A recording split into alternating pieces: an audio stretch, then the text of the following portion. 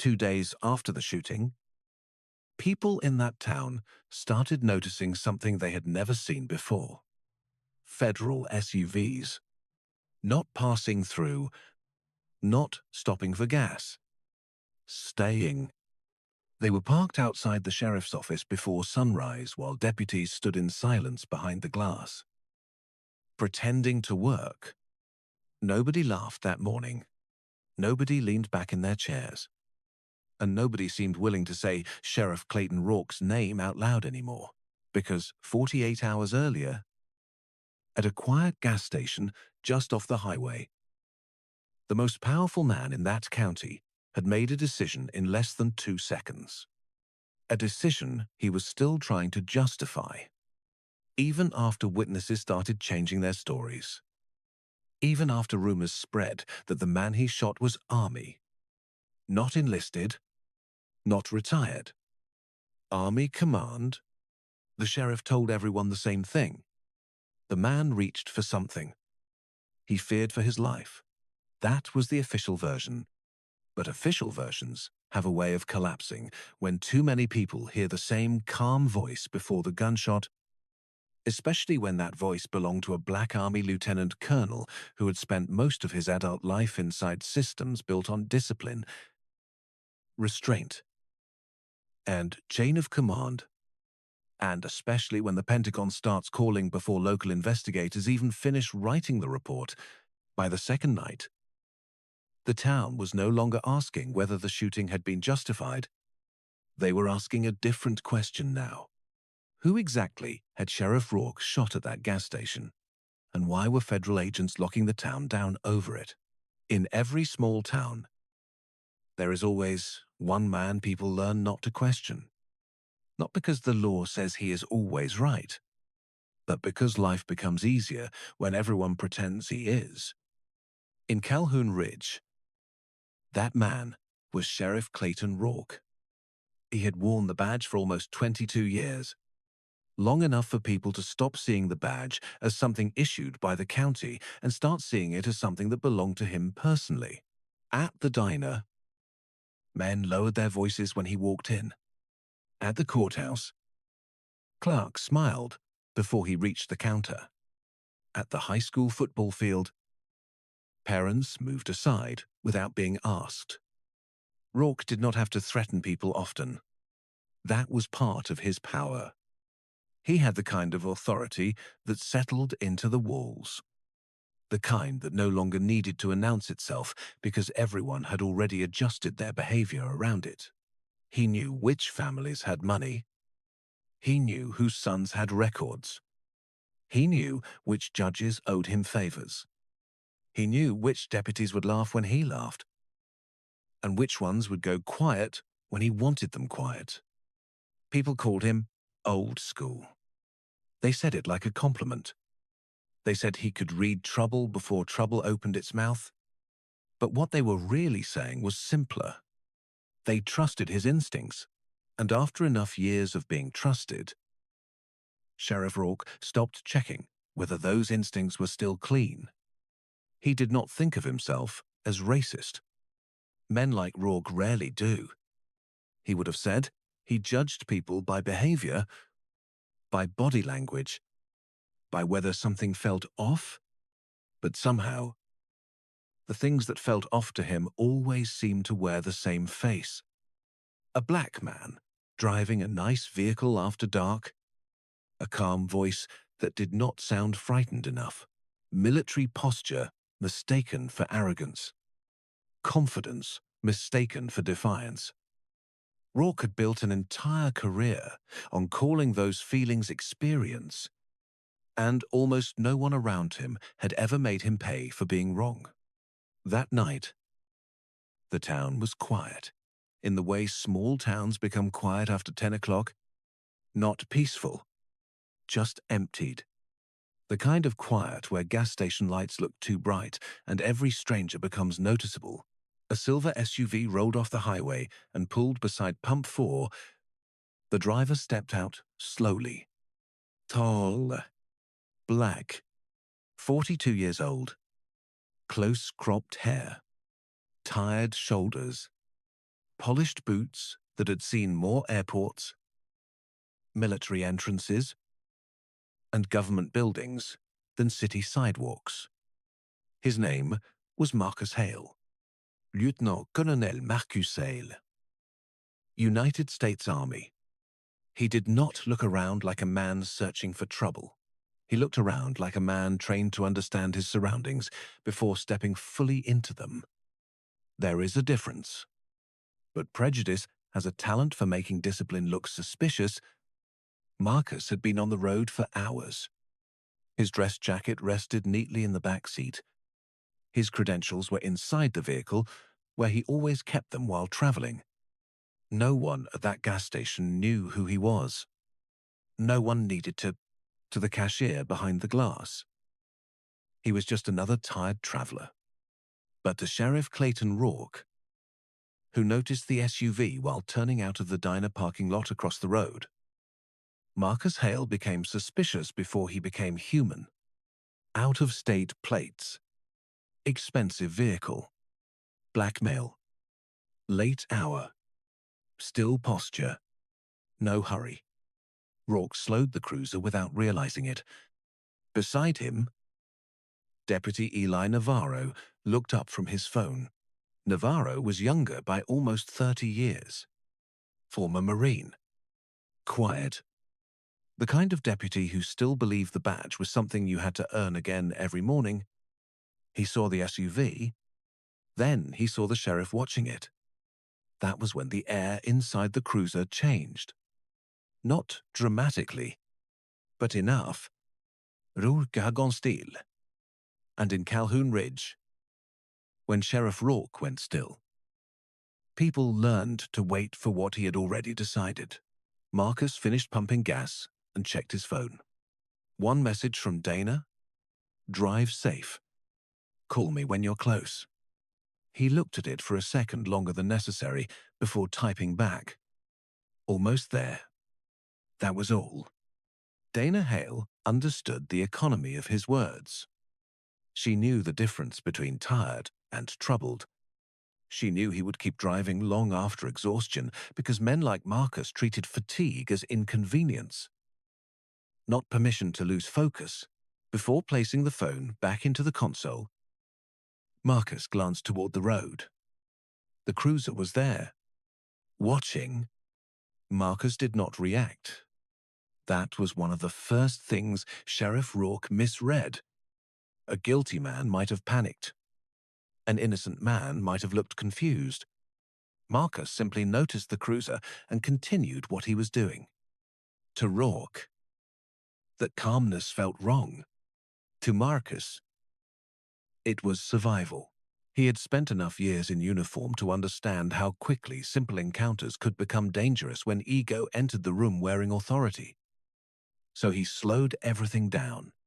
He capped the tank, closed the fuel door, kept his hands visible, did not stare at the sheriff, did not rush away.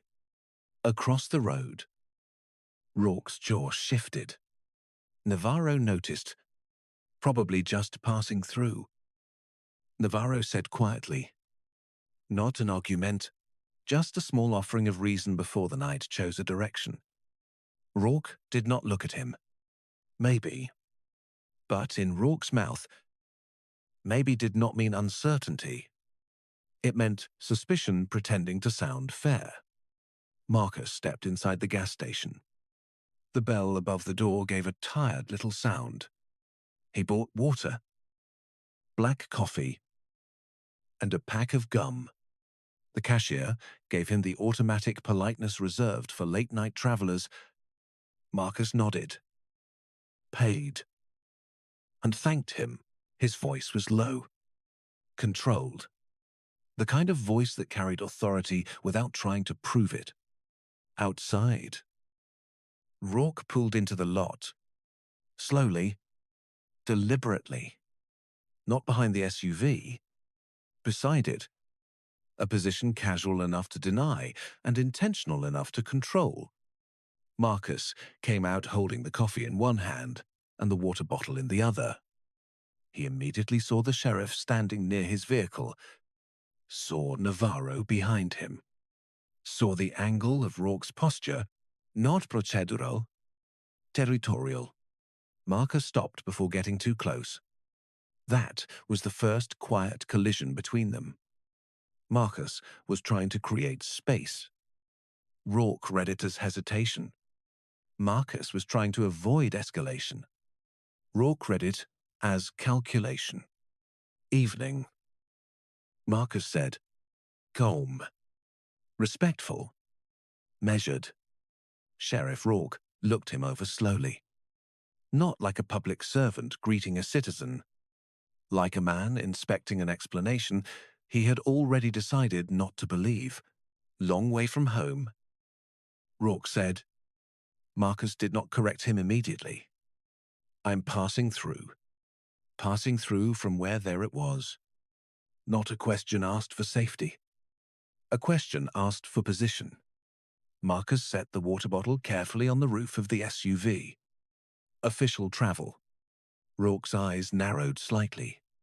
Official? Navarro shifted behind him. Not much. Just enough to show discomfort to anyone trained to notice it. Marcus saw that too. The sheriff stepped closer. You got identification, yes? Sir. No hesitation. No attitude. But also no fear. Rourke disliked that most of all because some men do not want compliance. They want submission. Marcus had offered the first. Rourke was waiting for the second. Inside the SUV, Marcus's credentials rested within reach.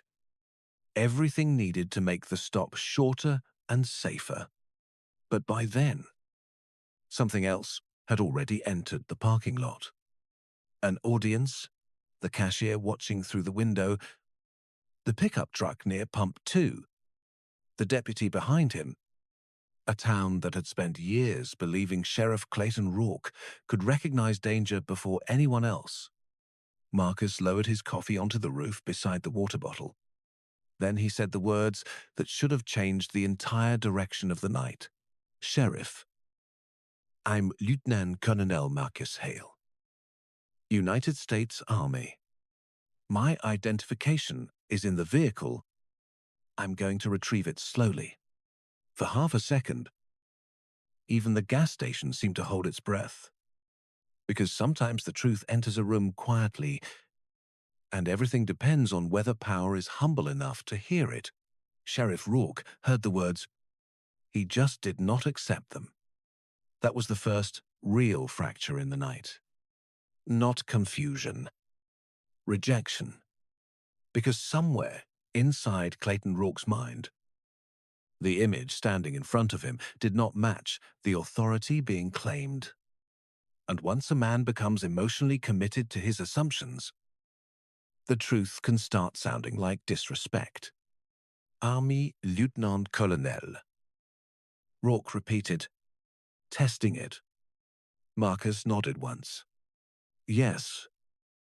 Sir. The sheriff stared at him another second too long. Most people in Calhoun Ridge reacted to Sheriff Rourke immediately. Their posture changed. Their tone changed. Marcus did none of that. He stayed calm. That calmness kept becoming the problem. Rourke stepped closer to the SUV. How about you keep your hands where I can see them? Marcus already was. But he answered anyway. Yes? Sir. Again. No resistance. No sarcasm. And somehow that only irritated the sheriff more, because the emotional dynamic he wanted was not happening. He wanted nervousness, wanted explanation, wanted visible discomfort. Instead, Marcus Hale behaved like a man who had spent years standing inside rooms where composure mattered more than ego. To Rourke, the composure felt unnatural. To Navarro, it felt military. The difference between those two interpretations was about to decide everything. The pickup truck still had not left. The cashier pretended to organize receipts while watching through the glass. Even the man near the ice machine had stopped pretending not to pay attention. People could feel the tension now. Not loud tension. Controlled tension. The dangerous kind. Rourke glanced toward the SUV interior. Who owns the vehicle? I do. You, military? Yes. What unit? Marcus answered carefully. Not because he was hiding something, because disciplined people answer carefully when authority already seems emotionally unstable. Logistics coordination. Sir. Rourke's expression shifted slightly. The answer sounded official enough to irritate him more. Logistics coordination. He repeated it slowly. You got paperwork for that? Yes. Sir. Inside the vehicle, another pause. Marcus could feel the pressure changing around the sheriff. This was no longer about a suspicious vehicle. It was becoming personal. A contest over emotional control. Marcus recognized the feeling immediately. He had encountered versions of it before. In airports, hotels, traffic stops, government buildings. The moment another man decides your calmness is a challenge instead of professionalism. That was why Marcus slowed his breathing. Years in uniform had taught him something most civilians never fully understand. The wrong movement matters less than the wrong perception of movement. Especially around armed men whose pride has already entered the situation before procedure does. Deputy Navarro watched quietly. At first, he had trusted the sheriff's instincts automatically. Most deputies did. But instincts are easier to trust from inside a cruiser than from 6 feet away under fluorescent lights. Up close, Marcus Hale did not look dangerous. Tired? Yes. Guarded? Maybe. But dangerous? No. What Navarro saw instead was a man working very hard not to trigger something. And what disturbed him most was that Sheriff Rourke seemed to interpret every effort to de-escalate as justification for escalation. Rourke pointed toward the SUV. Open it. Marcus nodded. Yes. Sir, my credentials are inside. The sheriff's jaw tightened again at the word credentials. Navarro noticed immediately. Rourke did not like reminders that another system of authority existed outside his own, especially not one standing calmly in front of witnesses. Marcus reached slowly toward the driver's side door. Every movement visible. The sheriff shifted his stance at the same time, hand closer to the holster now. Navarro saw that too. Sheriff, he said carefully. He already identified himself. Rourke did not turn around. I heard him. But the answer carried irritation, not reassurance. Marcus opened the SUV door halfway. Inside travel bag, folded jacket, military paperwork envelope, phone charger. Nothing threatening. The inside of the vehicle looked exactly like what it was Bayesian. A disciplined man traveling for official work. That should have lowered the temperature. Instead, Rourke's eyes narrowed further, because another emotion had entered the scene. Embarrassment. The sheriff had approached this encounter expecting validation from the people watching, but Marcus kept refusing to become the version of threat that would justify the sheriff emotionally. And when a man built on certainty starts feeling uncertain in public, he often becomes more aggressive before he becomes cautious. Step back from the vehicle. Marcus obeyed immediately. Yes. Sir. Again. Too calm. Too steady. The sheriff grabbed the folded jacket from the passenger seat and shook it open roughly. Nothing fell out. No weapon, no panic from Marcus, only silence. The kind that makes insecure men feel observed. The pickup driver lowered his phone slightly. The cashier stopped moving completely. Navarro looked at Marcus again. Still calm. Still trying not to escalate. That was when Navarro began understanding something that would later keep him awake at night.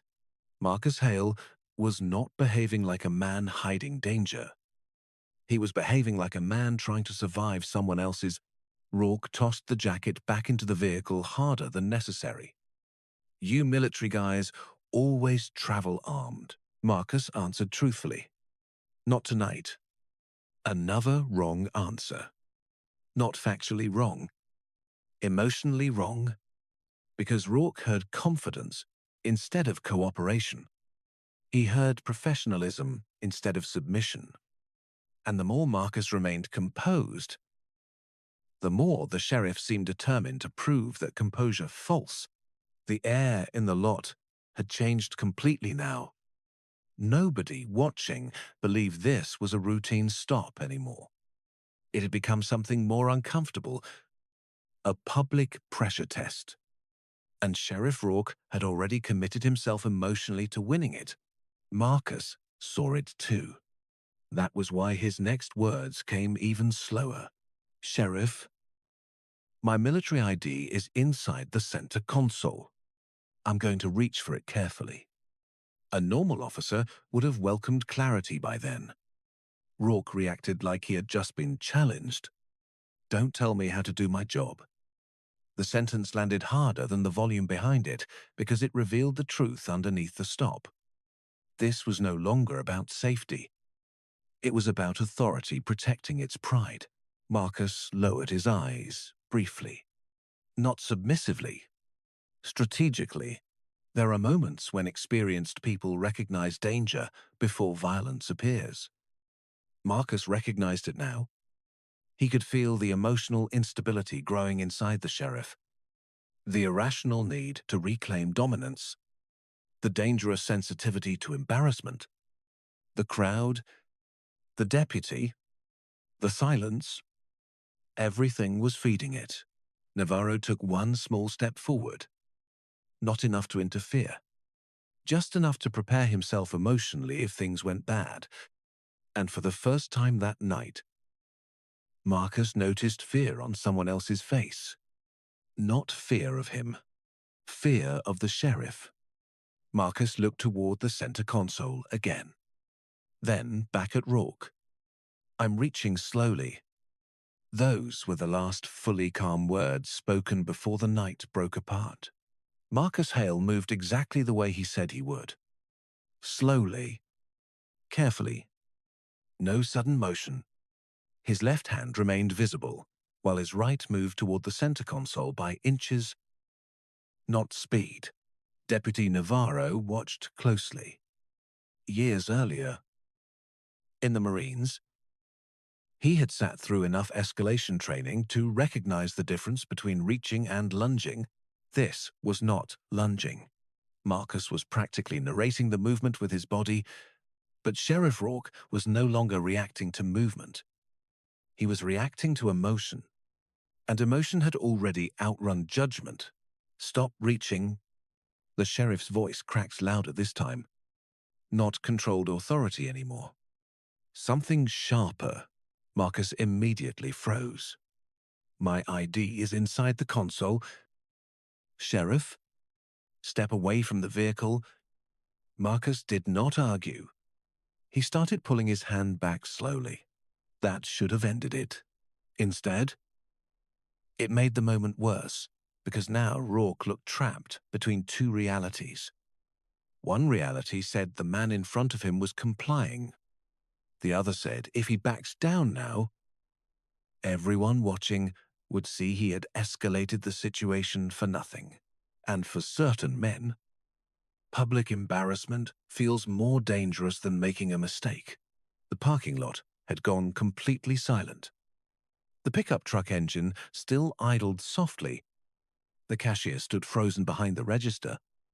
Navarro could hear the faint buzz of the fluorescent lights overhead. Then Marcus made one final mistake. Not an aggressive mistake, a human one, as he stepped backward from the SUV. His eyes shifted briefly toward the sheriff's weapon. Just one glance. Instinct? Every trained person watches the gun once tension reaches a certain level. But Sheriff Rourke saw the glance and interpreted it as calculation. Everything collapsed after that. Rourke drew his weapon so fast, the motion almost looked emotional instead of procedural. Hence, Marcus reacted immediately. Both hands came up, coffee still untouched on the roof, water bottle beside it. No weapon visible. Nothing in his hands. Sheriff, the gunshot interrupted him. One shot, sharp enough to erase the rest of the sentence. Marcus staggered backward into the SUV door with a sound that did not even register as pain at first. More surprise than impact. Then his body slid partially against the frame of the vehicle. The water bottle hit the concrete. Navarro's entire body locked. For one impossible second, nobody moved. Not the cashier. Not the man near the ice machine. Not even Sheriff Rourke. The shot had happened too quickly for the reality of it to arrive immediately. Marcus looked down once toward the blood spreading through his shirt. Then back at the sheriff, still standing, still conscious, still trying to understand how the situation had crossed into gunfire when he had followed every instruction given to him, and what happened next would later become one of the most damaging details in the investigation. Marcus did not curse, did not shout, did not threaten anyone. His first words, after being shot, were calm, "You shot me." Not dramatic, not angry, just stunned. Like a man trying to confirm reality aloud, Navarro finally moved. Jesus Christ. He stepped forward instinctively. But Rourke extended his arms sideways without taking his eyes off Marcus. Don't move. The command was aimed at everyone now. Marcus remained against the SUV door, breathing harder but still upright. His hands stayed visible. Even after the shooting, that detail would stay with Navarro longer than the gunshot itself because most people lose control after violence enters a scene. Marcus Hale became even more careful. Years of discipline had taken over automatically. No sudden movement. No reaching toward the wound. No aggressive reaction. Just controlled breathing through shock. Rourke's chest rose heavily. Weapon still raised. Eyes wide now. Not righteous. Not confident. Something else. The first signs of a man realizing reality was no longer following the version he had prepared himself for. "You reached?" the sheriff said suddenly. The sentence came out fast. Too fast. As if he needed to establish the story before silence could. "You reached into the console." Marcus blinked once. Blood running down across his side now. "My identification." His voice weakened slightly there. Not fear. Pain. "I told you." Navarro looked from Marcus to the sheriff, then back again. And in that moment, something inside him shifted permanently, because he knew what he had seen. Marcus had warned them before every movement. Every single one. The sheriff spoke again, before anyone else could. "I thought he was going for a weapon." There it was. The first official version, born less than 30 seconds after the gunshot. Not investigation. Narrative. And Navarro could hear the difference. Marcus slowly lowered himself to the pavement beside the SUV. Not collapsing dramatically, carefully. Trying to stay conscious, the pickup driver finally opened his door. "Somebody call an ambulance." The cashier was already on the phone, inside the gas station. Another customer stepped backward away from the windows, like distance itself might protect him from what he had just witnessed. Sheriff Rourke still held the weapon. Navarro noticed his hand shaking now. Tiny tremors, adrenaline finally catching up, but even then, Rourke did not sound horrified. He sounded defensive, like part of him was already arguing with accusations that had not arrived yet. He reached too fast. Nobody answered because nobody there fully believed it anymore. Not after hearing Marcus identify himself repeatedly. Not after watching him move slower than most people breathe. And especially not after watching him keep his hands visible, even after being shot. Marcus leaned back weakly against the SUV tire. His breathing became shallower, but his eyes remained focused. Tracking, thinking, still disciplined enough to understand what mattered now. Evidence, witnesses, procedure. He turned his head slightly toward Navarro. Not accusing, not pleading, just direct. You saw it. Navarro froze. The sentence was quiet, but it landed heavier than the gunshot because Marcus was not asking for sympathy. He was establishing truth, and for the first time that night, Deputy Eli Navarro looked at Sheriff Clayton Rourke and felt something he had never felt before. Fear, not fear of violence. Fear of what happens when a powerful man can no longer tell the difference between instinct and ego. In the distance, sirens finally began moving toward the gas station. But by then, the real damage had already been done. By the time ambulance lights washed over the gas station, Sheriff Rourke had already started building the version he needed the town to believe. He did not call it a version. Men like Rourke never do. They call it what happened. They repeat it quickly. They repeat it with confidence.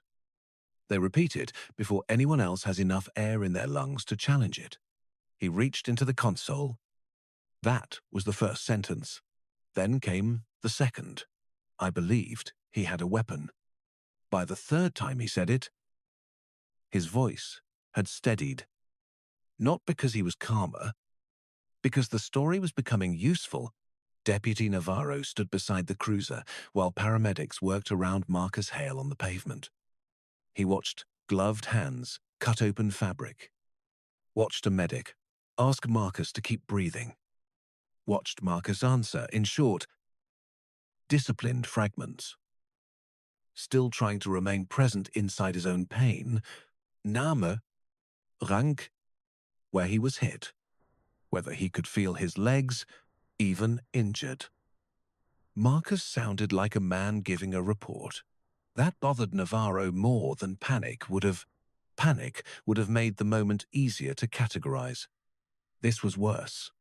A man had been shot, and he was still more controlled than the man who fired. Rourke stayed several feet away now, no longer standing over Marcus. No longer close enough for anyone to mistake him for protective. He had moved into command mode, or something pretending to be command mode. He directed traffic, told people to step back, ordered the cashier to stay inside until investigators arrived, told the pickup driver to put his phone away. Every instruction sounded official. Every movement created distance between himself and the blood on the concrete. That is how local authority protects itself first. Not by hiding, by organizing the scene around its own explanation. When the first State Patrol unit arrived, Rourke walked toward the trooper before the trooper could ask the first question. Driver reached into the console after repeated commands. He said, I discharged 1 round. Suspect claimed military status. Verification pending. Suspect. The word landed quietly. But Navarro heard it. Marcus Hale was already on a stretcher. Already identified. Still? In Rourke's mouth, He had become suspect. Not officer, not soldier, not victim. Suspect. That one word told Navarro where the report was going before anyone typed a sentence. The trooper nodded carefully. Nobody wanted to imply the sheriff had made a mistake. Not in that town. Not while Rourke still stood there with a clean uniform and a steady voice. But witnesses had seen too much. The cashier had heard Marcus identify himself. The pickup driver had seen both hands come up.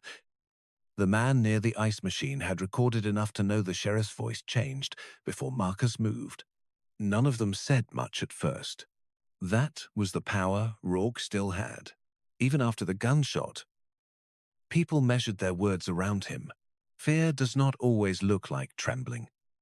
Sometimes it looks like a witness saying, "I'm not sure." When they know exactly what they heard, Marcus was loaded into the ambulance just after midnight. Before the doors closed, his eyes found Navarro again. No accusation. No pleading. Just memory. You saw it. Navarro looked away. And that became the first failure he could not explain to himself later, 48 hours after Sheriff Clayton Rourke pulled the trigger. Calhoun Ridge woke up to a sound it did not recognize. Not sirens. Engines. Low.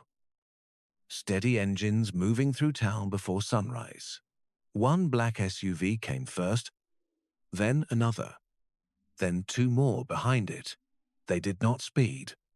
They did not flash lights. They did not need to. That was what made them impossible to ignore. People looked through curtains and kitchen windows as the vehicles passed the diner, the courthouse, the closed gas station, and finally turned toward the sheriff's office. No one in Calhoun Ridge had ever seen federal vehicles arrive that quietly, or that early, at 5:43 in the morning. Deputy Eli Navarro stood beside the rear entrance of the sheriff's office with a paper cup of coffee he had not touched.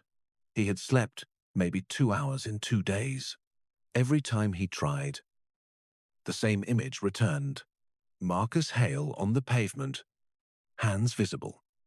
Voice controlled through pain. You saw it. Then the federal SUVs rolled into the lot. And for the first time since the shooting, Navarro felt something other than dread.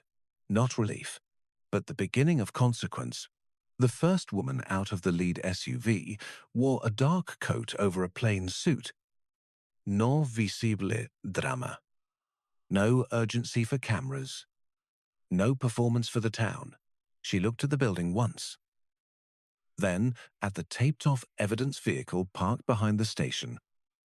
Then at Navarro, Deputy Navarro. Her voice was calm enough to make the question feel heavier. Yes. Ma'am. Special Agent Rebecca Quinn. Department of Defense. She showed identification long enough for him to read it. That detail mattered. People who know their authority do not have to wave it around. Behind Quinn, two other investigators removed cases from the vehicles. A federal liaison spoke quietly on the phone. Another agent began photographing the exterior of the evidence bay before stepping inside. No one shouted. No one pushed past anyone.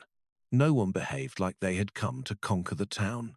That was the first thing that unsettled the deputies watching from inside. The second thing was worse. The agents already knew where to go. Rourke arrived 12 minutes later. He came through the front entrance in a pressed uniform and polished boots, as if appearance alone could still stabilize the room. For years, he had walked into that building like it belonged to him. That morning, for the first time in 22 years, the building did not greet him the same way. Nobody relaxed when he entered. Nobody smiled. Even the dispatcher kept her eyes down. Special Agent Quinn waited near the center of the room with a folder in one hand. Sheriff Rourke. Agent. He kept his tone polite, almost warm. The way men like him speak to power When they are still deciding whether they can control it, Quinn did not offer her hand. We'll need full access to incident reports, body camera logs, witness statements, dispatch audio, and chain of custody records relating to the shooting of Lieutenant Colonel Marcus Hale. The room changed when she said the full title, Lieutenant-Colonel Marcus Hale. Not suspect, not driver, not subject. The title entered the sheriff's office like a correction. Rourke's eyes moved briefly toward Navarro. Only briefly, but Navarro felt it. We're cooperating fully. Rourke said, "Good." No praise, no gratitude, just acknowledgement. Mayor Tom Bennett arrived less than half an hour later, moving faster than a man trying to appear calm. By then, he had already received calls from state officials, legal offices, and people connected to the Department of Defense whose tone alone had made him sit down before the conversations ended. The mayor introduced himself to Quinn first, not to Rourke. That was the first public crack. "A gent. We want to make sure your office has everything it needs."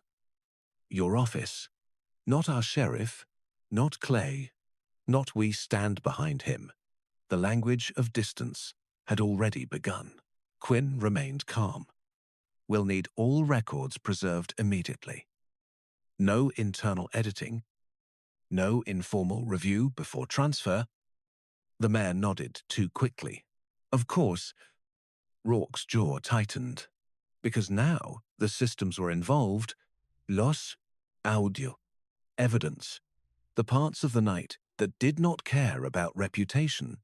Inside a conference room, Quinn's team began separating the shooting into pieces: dispatch audio, gas station footage, witness names, medical reports, body cam uploads, vehicle inventory. Each item seemed ordinary by itself. Together, they formed a structure Sheriff Rourke could no longer control through confidence alone. Navarro stood near the hallway while an investigator reviewed the evidence intake form. Was the center console photographed before search? A pause. Not clearly. Another question. Who secured the military credentials? Silence. Not long, but long enough. The building felt smaller by the minute.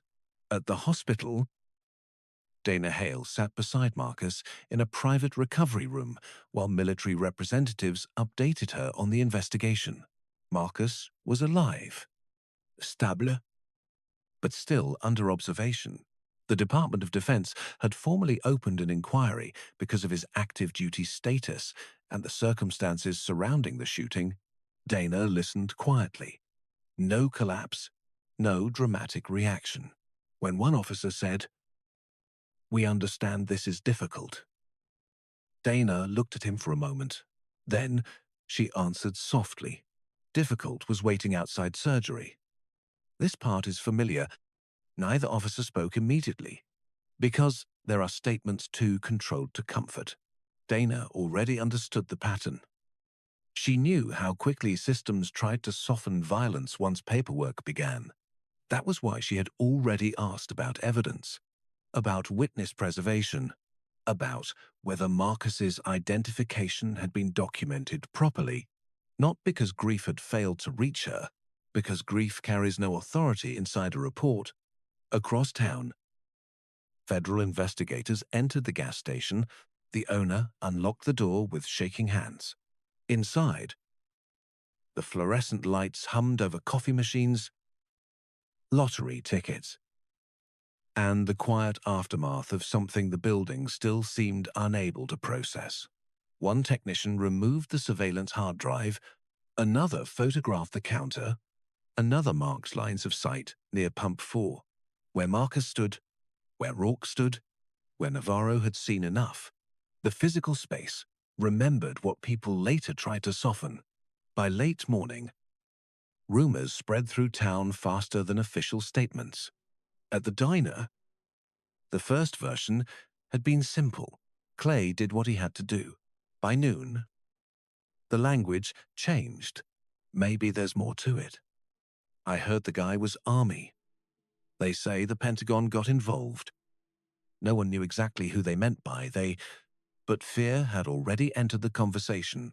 Rourke spent most of the day inside his office with the door open. That was deliberate. A closed door would look defensive, but an open door no longer felt like confidence. It felt like performance. He watched federal agents carry evidence boxes through his building, while deputies handed over files without asking him first. That was the part he noticed most, not the investigation itself, the loss of automatic permission. At 3:16 that afternoon, a digital evidence specialist requested access to the department's body camera management system. The request moved through the office like quiet alarm. Rourke stepped out of his office. For internal systems, we usually review footage before external transfer.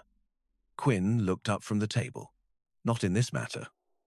No raised voice, no argument, just a boundary. Rourke's expression hardened slightly. We have policy. I'm sure you do. Quinn replied calmly. But this incident involves an active duty Army Lieutenant Colonel shot after identifying himself. Preservation comes before internal interpretation.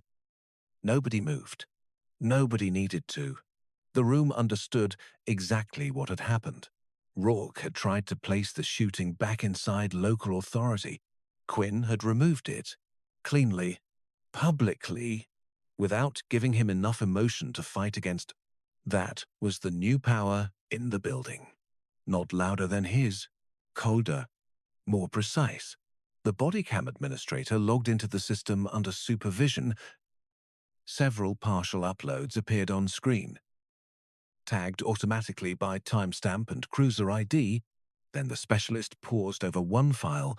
Gas station, night of the shooting. Deputy Navarro unit upload. The room changed immediately. Rourke stepped forward. What is that? The specialist did not answer him. She looked at Quinn instead. Partial upload recovered from Deputy Navarro's bodycam. Navarro felt every eye in the room shift toward him without anyone moving physically.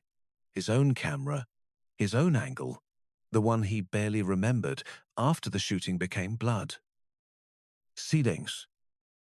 And rewritten language too quickly to process. Quinn looked at him calmly. Deputy Navarro, we'll need you available for a formal statement. Yes. Ma'am. Rourke said nothing.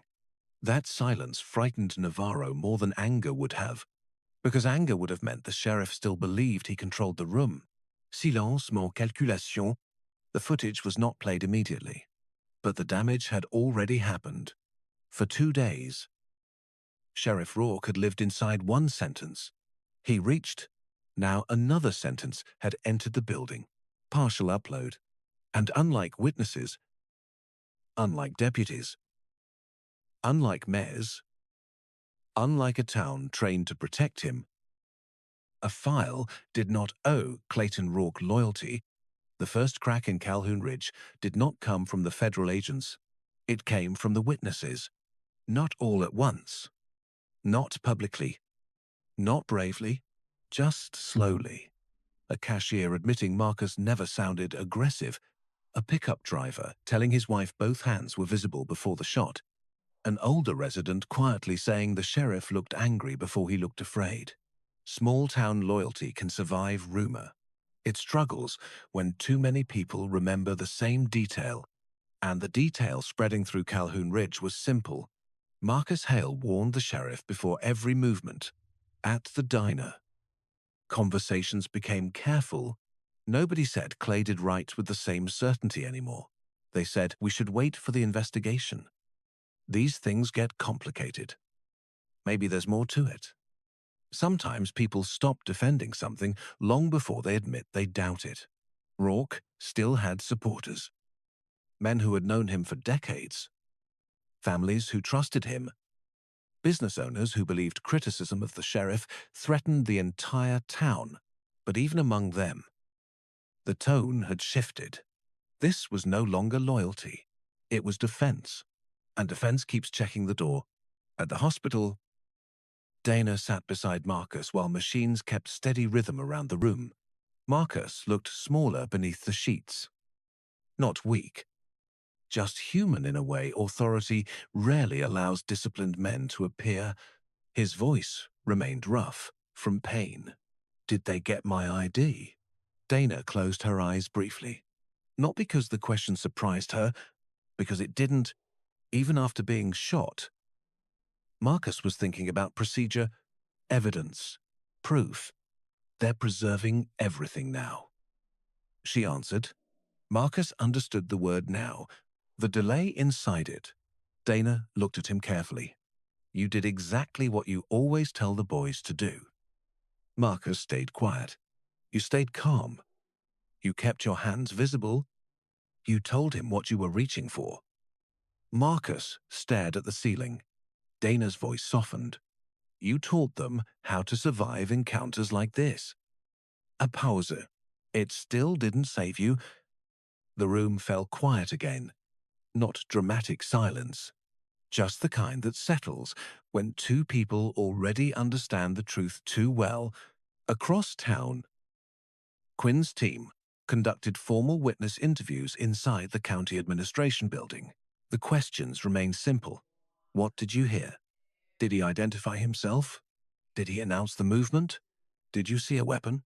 Under structure, memory became harder to reshape. The cashier finally admitted Marcus identified himself as Army before touching the console. The pickup driver confirmed both hands came up after the sheriff drew. Another witness admitted Marcus sounded calm the entire time. Different perspectives. Same shape. The sheriff's report still left room for fear. The witnesses were beginning to remove room for surprise. By late afternoon, Rourke understood the interviews were not moving cleanly in his favor. He did not know every detail. But sheriffs learn how to read buildings. Deputies stopped joking near him. Phones grew shorter. The mayor started calling before visiting. That evening, Mayor Bennett closed the sheriff's office door behind him. That alone felt different. Clay, the mayor said carefully, the town needs to be careful. The town, the statements from my office need to support the investigation. Rourke stared at him. So that's where we are. Bennett hesitated. Federal investigators are asking questions about evidence handling. I told you what happened. I know what you told me. The sentence escaped before Bennett softened it. Both men heard it. For years, the mayor had needed Rourke more than Rourke needed him. That balance had changed. You think I'm lying? Bennett did not answer directly. That was answer enough. When the mayor left, Rourke stood alone behind his desk while federal agents carried more evidence boxes through the hallway outside. His hallway, his building, his department, and yet everything was beginning to move around him without asking permission. That was the part he could not forgive. Not Marcus, not the agents, not Navarro. The loss of permission. Navarro drove past the gas station near sunset. Pump 4 remained taped off. The concrete had been cleaned. Not enough. Places, remember? He parked across the street and sat quietly with both hands on the steering wheel. Then he looked toward the small camera mounted near the windshield. Somewhere inside the system, part of that night still existed without fear. Navarro thought about Rourke's voice. You saw him reach. Then Marcus's. You saw it. Almost the same words. Completely different burden. One asked him to protect power. The other asked him to protect truth. At the same hour, an old Vietnam veteran named Harold Price walked into the county administration building with his cap in both hands. He had been at the gas station that night. Standing near the ice machine, not close enough to see everything, close enough to hear tone. When Agent Quinn met him, he sat down slowly and placed the cap on his knee. I served, he said. Quinn waited. Harold looked toward the window before continuing. That man moved like military. Anyone who served could see it. His voice was not loud. It did not need to be. He wasn't trying to scare anybody. He was trying not to. For the first time that day, Quinn's expression changed slightly. Not emotion exactly. Recognition. Harold rubbed his thumb along the edge of the cap. I don't know what the sheriff felt. I can't speak to that. But I know what I saw. He paused. The colonel did not threaten that man. There are witnesses who bring facts. And there are witnesses who bring moral weight. Harold Price brought both. By nightfall, Calhoun Ridge had split into something quieter and more dangerous than sides.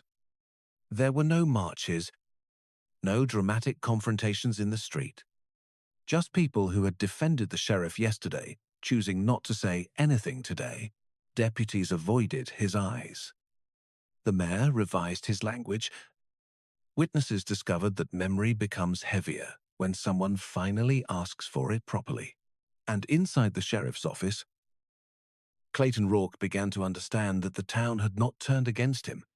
Not yet. Something worse was happening. The town was beginning to doubt him in silence.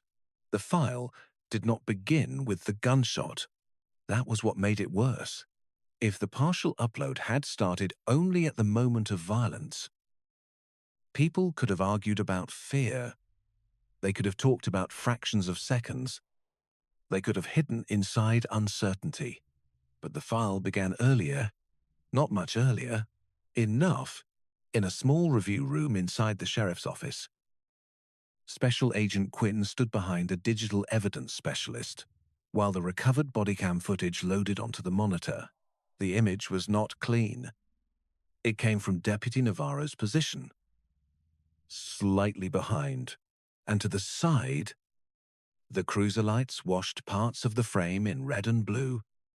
The gas station lamps overexposed the concrete. Marcus's face was sometimes blocked by the open vehicle door, but audio does not care about bad lighting. Audio remembers tone. The room held 5 people: Quinn, the evidence specialist, a federal liaison, a county attorney, and Deputy Eli Navarro. Sheriff Rourke had not been invited into the room. That alone had moved through the building like a verdict. Navarro stood near the wall with his hands at his sides, forcing himself not to fold his arms, not to look defensive, not to look like he was hiding from his own camera. The screen flickered once, then the night returned, not as memory, as record. Rourke's voice came first, low and clipped. Open it. Then Marcus, clear enough. Yes, Sir, my credentials are inside. Navarro closed his eyes for half a second. He had remembered it. But memory can be bullied by fear. Hearing it again removed that protection. On the monitor, Marcus moved slowly toward the SUV door. The angle showed his hands. Not perfectly. Enough. Then Navarro's own voice came through the speaker. Sheriff. He already identified himself. The room stayed quiet. No one looked at him. That made it harder. When people accuse you, you can defend yourself. When they simply let the evidence speak, there is nowhere to place your shame. The footage continued. Rourke's voice sharpened. I heard him. Then Marcus again. My military ID is inside the center console. I'm going to reach for it carefully. The county attorney shifted slightly in his chair. Not surprise. Recognition. The kind that comes when a report begins to separate from reality. Quinn did not react outwardly. She only wrote something down.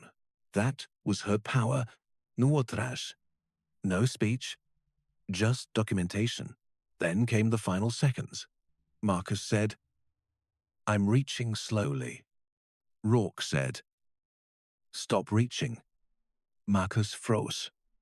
Marcus explained. Rourke ordered him back. A narrow view of Marcus's hands lifting a shouted command. Then the shot. The speaker cracked with the sound, even inside the review room. Everyone went still. Navarro did not look away this time. He made himself watch Marcus stagger, made himself hear the water bottle hit the concrete, made himself hear the terrible silence. Then Marcus's voice came through, weaker now. You shot me. No anger, no threat, just shock. Quinn stopped writing.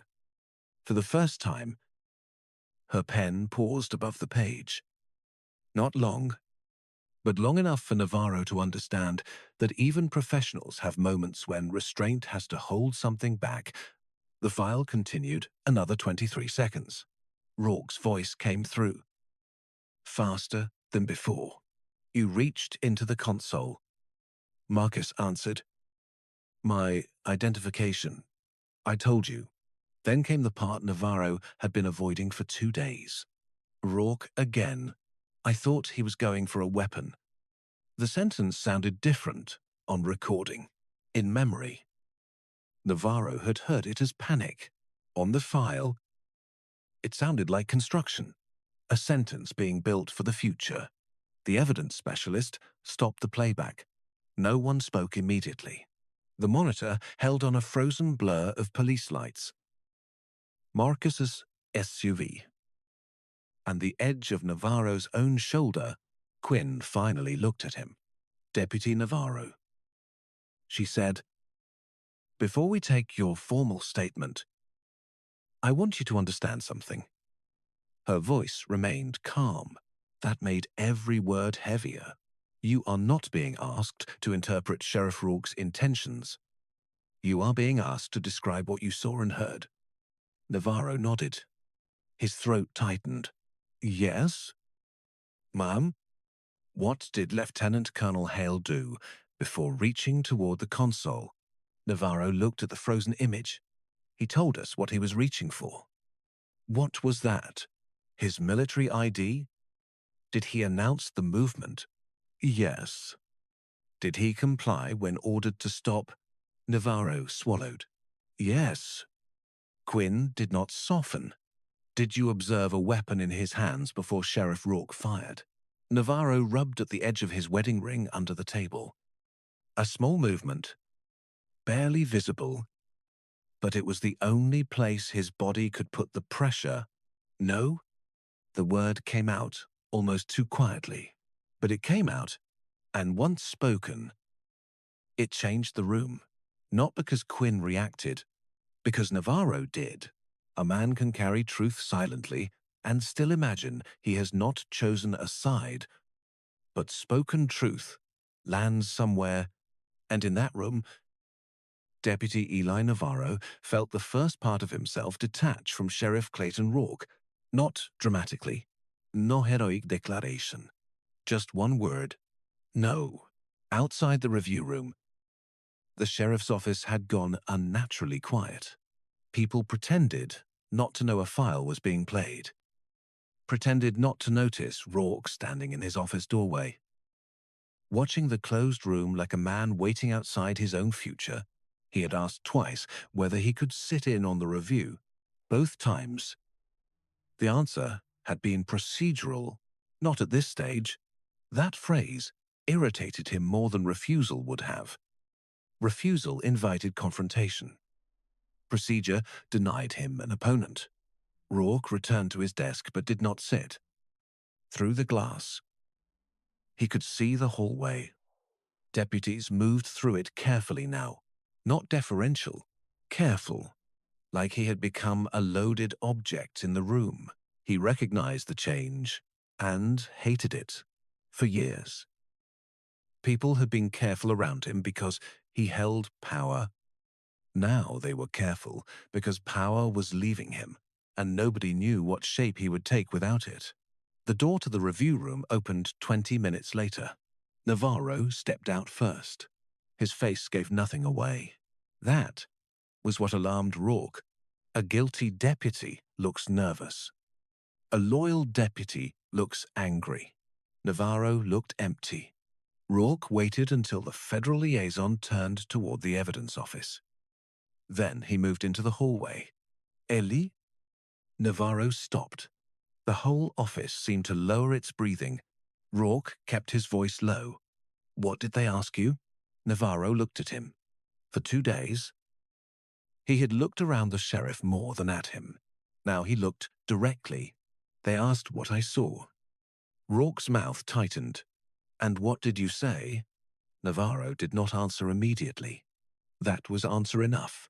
Rourke stepped closer. Not far.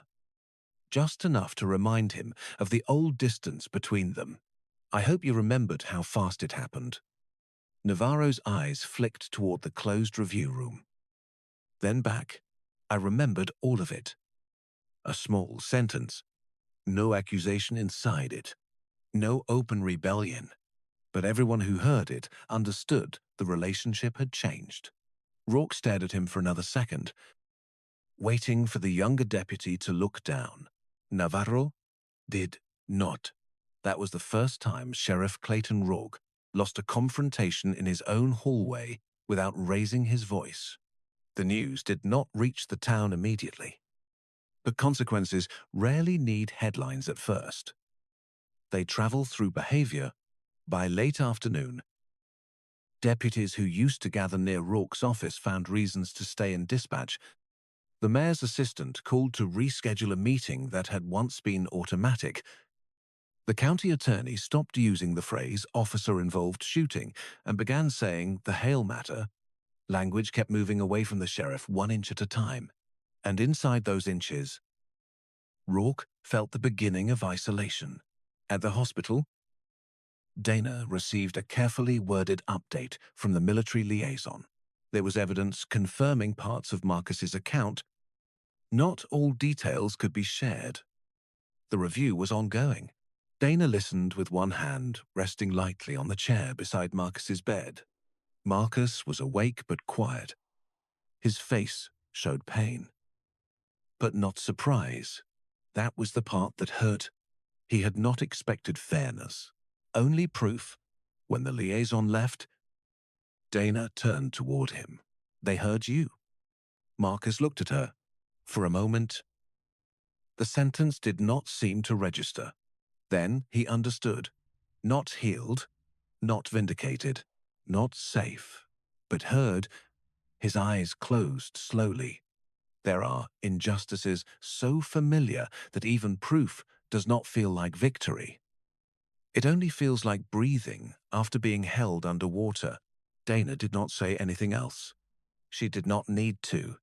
In the sheriff's office, Agent Quinn requested the original written report, the revised supplements, and every internal note created before federal arrival. The request was ordinary on paper, devastating in meaning, because now the question was no longer only what happened at the gas station. It was what Sheriff Rourke wrote afterward, and why the first version sounded so different from the file. Rourke stood at his window as documents were collected. Outside, the day had begun to fade. His reflection hovered faintly in the glass, layered over the parking lot where federal SUVs sat in spaces his own deputies used to fill. For the first time since the shooting, he did not look angry. He looked puzzled, as if some deep part of him still could not understand how a man he had dismissed at a gas station had become the center of every room he entered. That was the punishment beginning. Not jail. Not headlines. Not yet. The punishment was having to live inside a truth he could no longer outrank. And somewhere in the federal evidence system, Marcus Hale's calm voice waited to be heard again. The leak did not arrive like an explosion. It arrived like a whisper that found 1,000 phones before sunrise. At first, no one in Calhoun Ridge knew where it came from. A short clip, less than a minute, blurred lights, a gas station door, a sheriff's voice. Then another voice, lower, calmer. clear enough to be understood by anyone who wanted to understand it. My military ID is inside the center console. I'm going to reach for it carefully. For 2 days, the town had lived inside Sheriff Rourke's sentence. He reached. Now the country heard Marcus Hale's sentence. I'm going to reach for it carefully. That was the difference. And difference is where accountability begins. By 6:30 in the morning, the clip had moved beyond the town. By 7, local reporters had it. By 8, veteran groups were discussing it online. By 9, the mayor's office was receiving calls from people who had never heard of Calhoun Ridge before that morning, but now knew the sheriff's name. Clayton Rourke had spent more than 2 decades being the largest authority in a small place. Overnight, he became a small man inside a much larger conversation. The clip did not show everything. That almost made it more powerful. It forced people to listen. No perfect angle, no clean visual, just a voice explaining itself before being punished for the movement it had already announced. That was what people could not stop replaying, not the gunshot. The calm before it. Marcus sounded tired, respectful, controlled. The kind of controlled that made the next sound unbearable. Inside the sheriff's office, nobody needed to say the word leak. They all knew. A dispatcher had the clip open on her phone and closed it too late when Rourke walked by.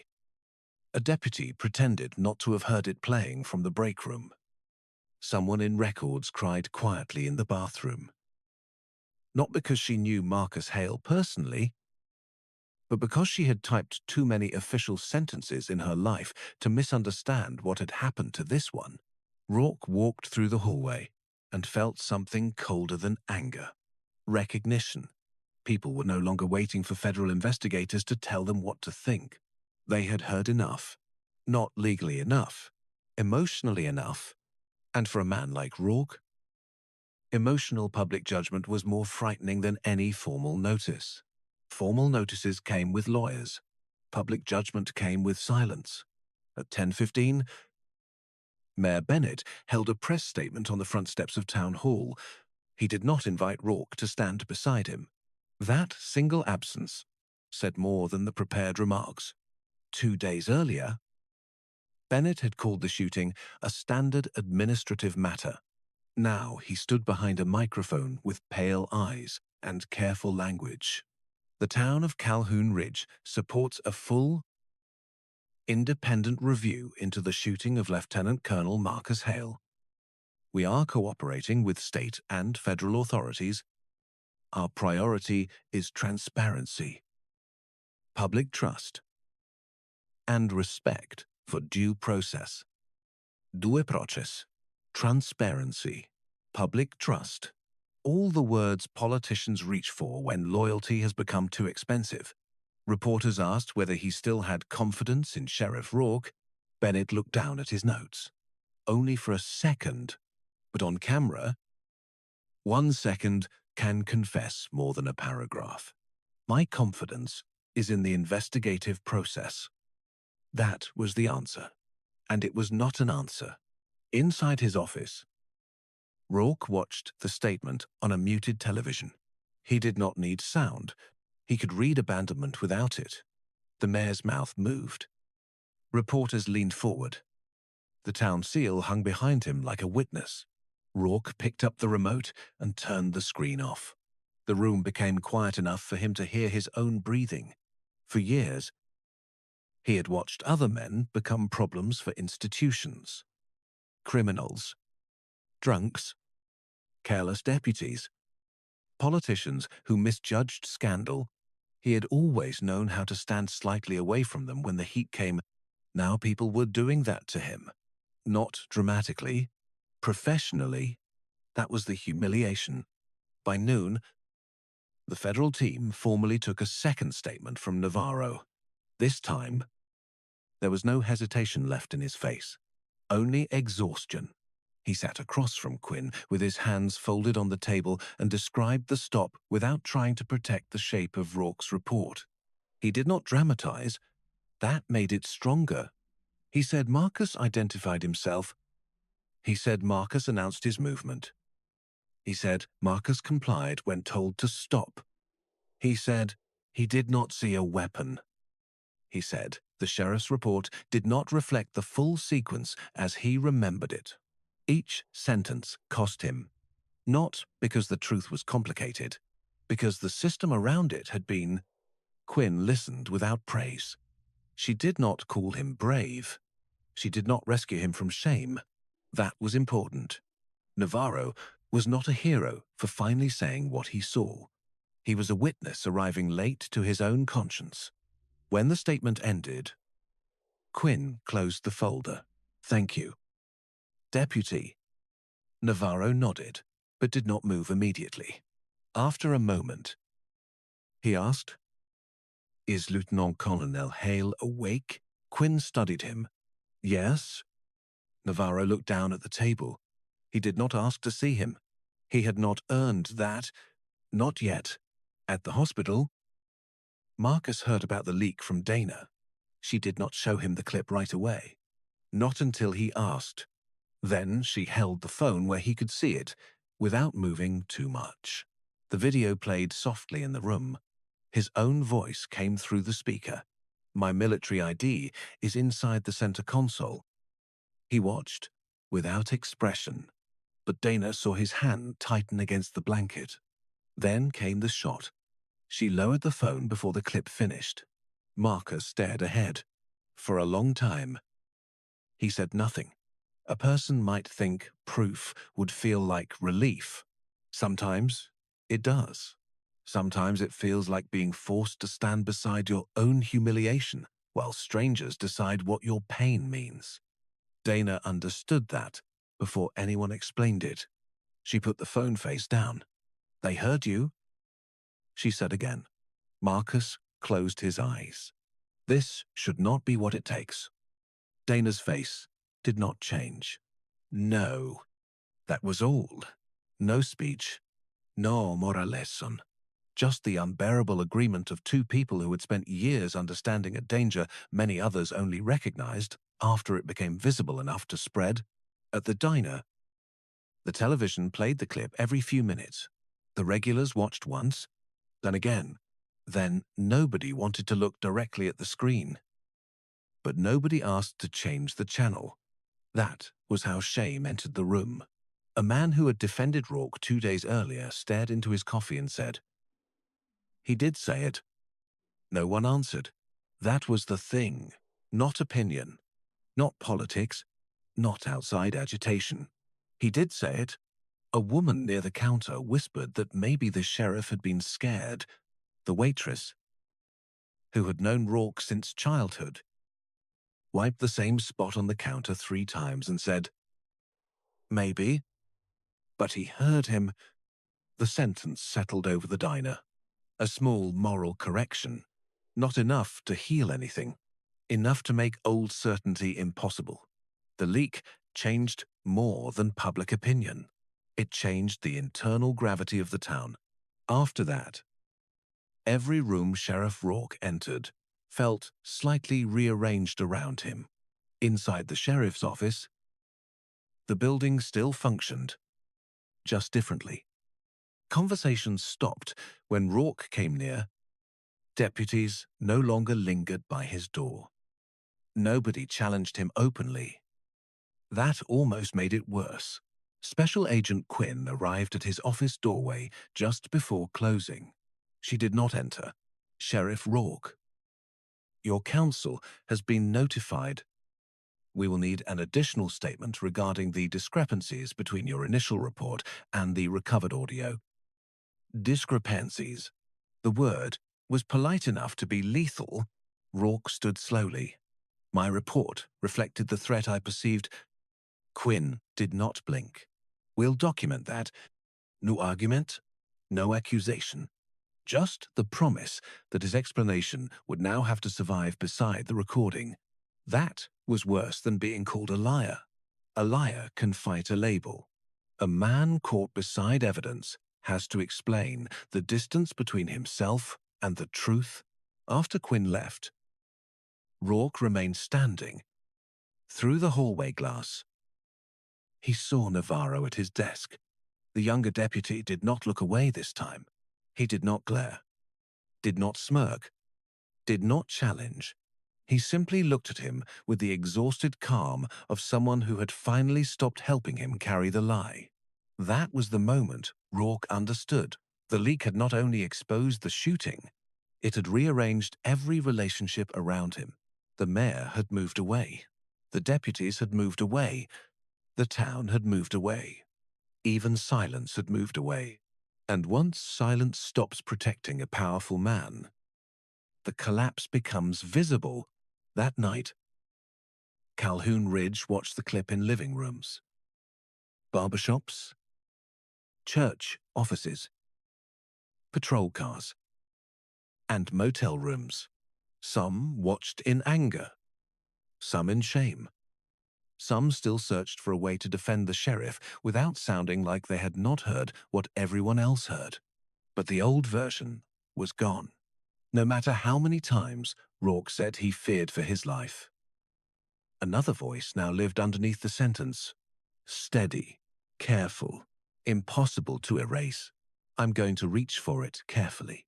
And from that point on, every defense of the sheriff had to step over those words first. By the next morning, Sheriff Clayton Rourke had become a man people discussed in the past tense while he was still walking through the building. That was the first thing he noticed, not the cameras outside, not the federal vehicles, not the calls going unanswered by people who used to call him back within minutes. The tense people no longer spoke about what he would do. They spoke about what he had done in a town built around his authority. That small grammatical change carried more force than an accusation. He walked into his office and closed the door halfway. Not fully. A fully closed door would look weak now. He understood that much. But a half-open door no longer meant what it used to mean. Before, it had shown confidence. Now it showed a man pretending he still had nothing to hide. On his desk sat a copy of his original report, a supplemental request from federal investigators, and a notice from the county attorney advising him to avoid informal discussion of the case without counsel present. Counsel. That word kept catching in his mind. For 22 years, Rourke had been the man other people needed lawyers because of. Now lawyers were becoming the wall between him and the truth. He picked up the report again. He had read it so many times the sentences no longer looked like language. The driver reached toward the center console. The subject failed to comply. The officer discharged one round in response to perceived threat. Every line still sounded defensible, if separated from the recording. That was the trouble. The report needed isolation to survive. The evidence had made isolation impossible. Outside his office, Navarro entered the building in plain uniform. Not tactical gear, not public-facing confidence. Just a younger deputy carrying the weight of a statement that had changed his place in the department. Rourke saw him through the glass. For a moment, neither man moved. There had been a time when Navarro would have waited for the sheriff to speak first. That time was gone. Navarro looked at him once, then continued down the hallway toward the interview room, where Agent Quinn's team was waiting. No apology, no challenge, just a man choosing where his duty now lived. Rourke felt something cold move through his chest. Not fear of Navarro. Fear of what Navarro represented. A system inside his own department had stopped bending toward him. That was when he understood he had not simply lost a witness. He had lost the room. At Town Hall, Mayor Bennett held another meeting without inviting him. The agenda avoided his name for almost 15 minutes. Budget exposure, legal coordination, public safety continuity, media response, community trust, All the phrases institutions use when they are preparing to survive a person they used to protect. When a council member finally said Rourke's name, the room became uncomfortable, not angry. Uncomfortable. Anger still has relationship inside it. Discomfort is what comes after people decide you are no longer safe to defend. Bennett kept his hands folded. We need to separate support for law enforcement from commentary on the sheriff's actions. The sentence was careful, political, cowardly. Maybe, but it marked a turning point. 2 days earlier, the town had protected Rourke by merging him with the badge. Now, the town was trying to save the badge by separating it from him. That was the public version of abandonment. At the hospital, Marcus Hale was sitting up for longer stretches now. His voice remained roughened by pain and medication, but his eyes had regained the disciplined awareness people recognized in him. A military representative briefed him quietly on what could be shared. Federal review was ongoing. Witness statements were consistent on key points. The recovered audio had changed public understanding. His command remained informed. Marcus listened without expression. When the representative finished, Marcus asked one question. Is my family protected from the attention? Not what happens to the sheriff. Not how bad is the report.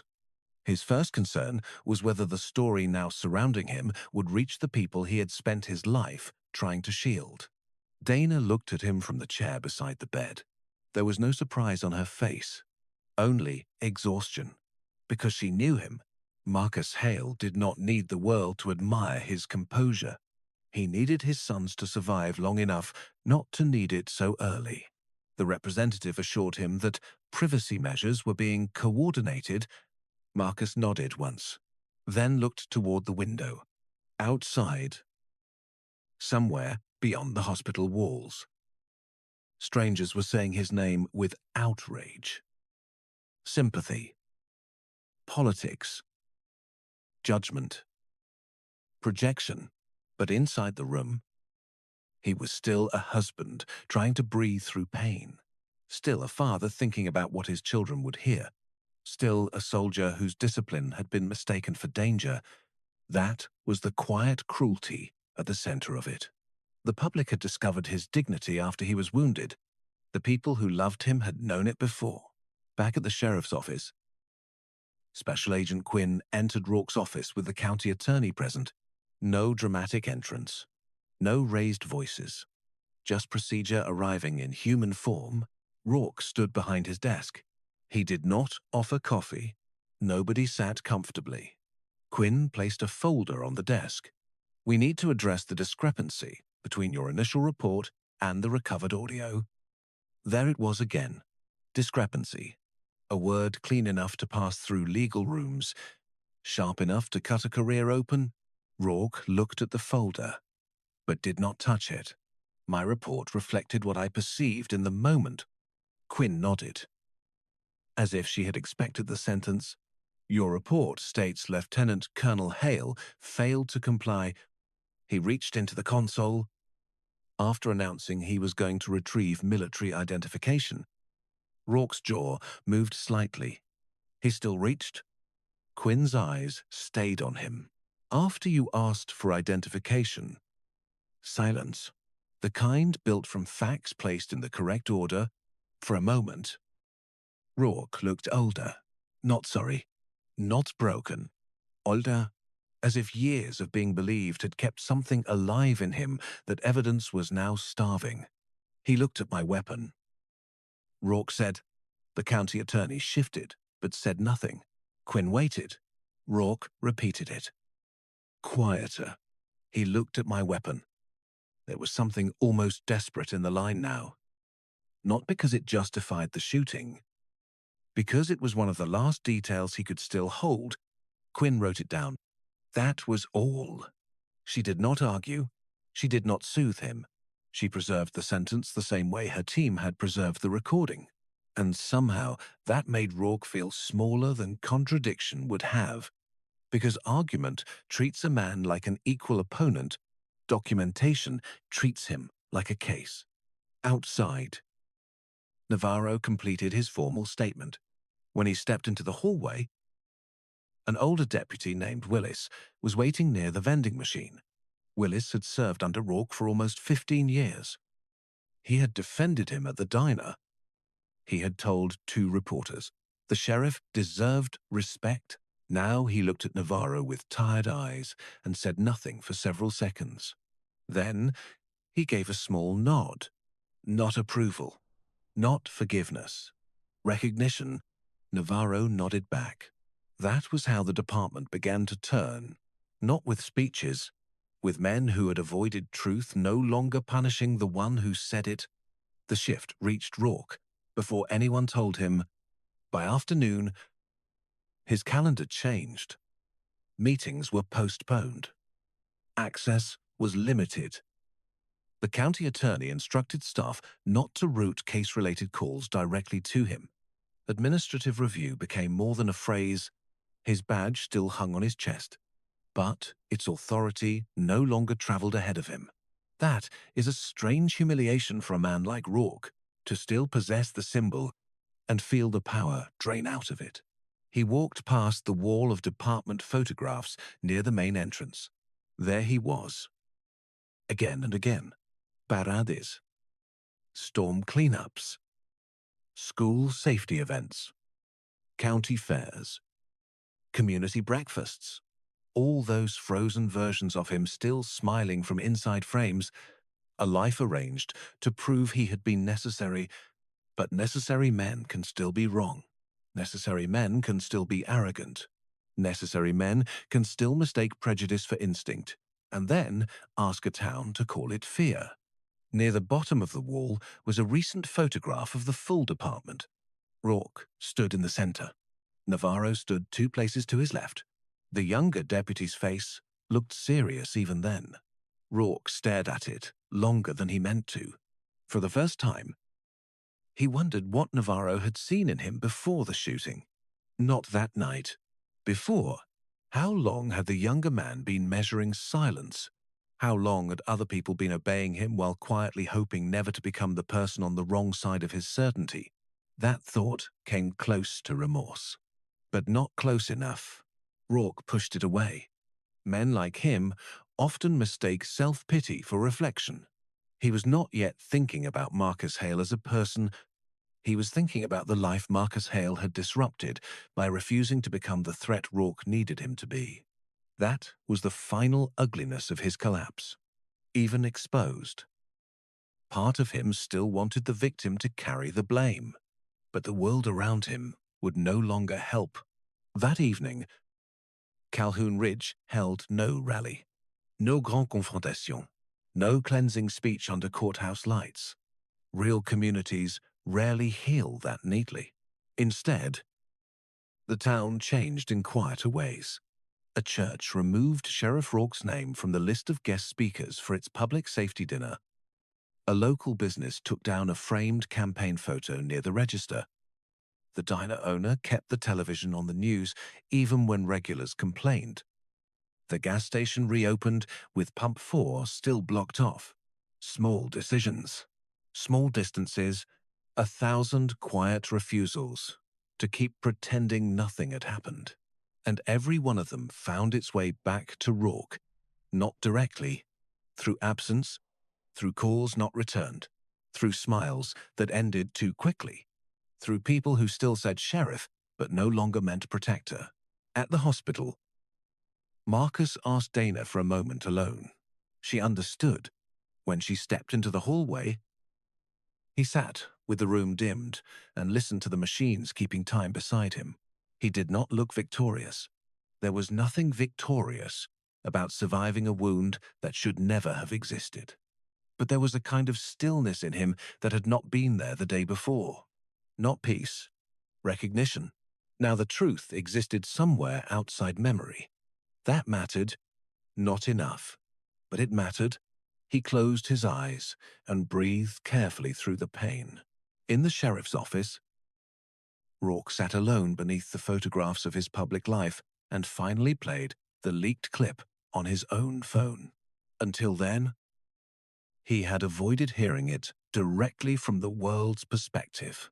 He had heard it in review rooms, in evidence context, in controlled procedure, but this was different. This was how everyone else heard it. Compressed, shared, repeated, unforgiving. Marcus's voice filled the small office. My military ID is inside the center console. I'm going to reach for it carefully. Rourke stared at the screen. For the first time, he did not hear a suspect. He heard a man giving him a way out.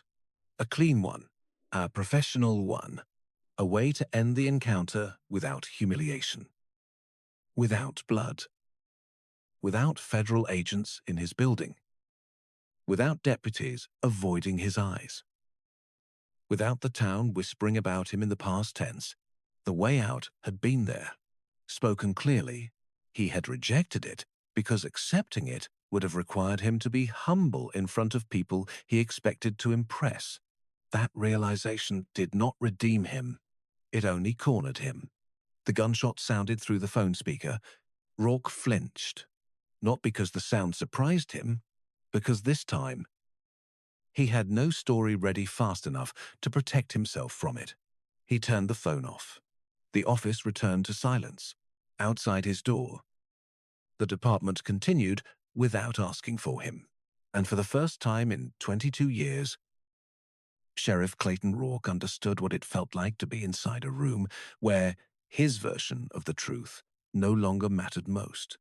That was not justice yet, but it was the beginning of accountability, and for a man who had mistaken authority for innocence, it was the first punishment he could not order someone else to carry.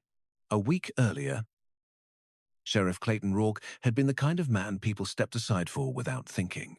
By the end of the week, people still moved out of his way, but for a different reason. Not respect. Distance. That was the thing Calhoun Ridge would remember long after the investigations. The statements and the headlines moved on. Not just that a sheriff shot a Black Army lieutenant colonel, but how quickly power collapsed once people were finally forced to hear the moment before the gunshot, because the truth had never entered that gas station screaming.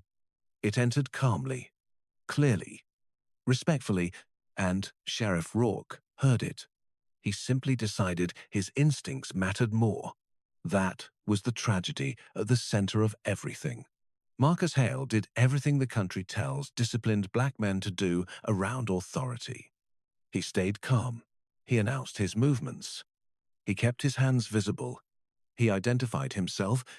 He followed commands. Even after the situation stopped feeling safe, and still, under fluorescent lights in a small-town gas station, another man looked at all that restraint and saw danger anyway. Not because Marcus behaved like a threat, because Sheriff Rourke needed him to be one. That was what finally destroyed him. Not the federal agents, not the leaked recording, not the town turning quiet around him. Those things only exposed what had already happened, the moment arrogance replaced judgment. By the time the Pentagon entered the story, the collapse had already begun. It started when a sheriff became more concerned with maintaining authority in front of witnesses than listening to the calm voice standing directly in front of him. And maybe that was the part people could not forget. Marcus Hale never lost control.